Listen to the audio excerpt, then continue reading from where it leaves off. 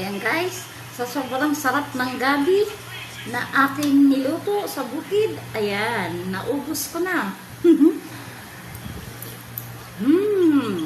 Yummy talaga pag gabi. Kaya pag meron ka magtanim, meron kang aanihin, meron kang lulutuin.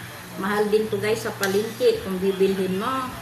Kaya magtanim na lang hanggat may lupa para tipid, di ba?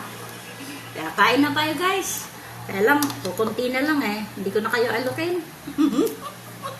Good morning.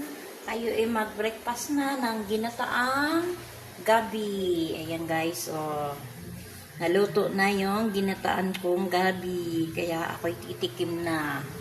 Masarap to guys. Yummy. Yummy gabi. Ayan guys, sarap siya guys. Nilagyan ko ng kaunting bigas. Kaya lugaw na siya. Sarap.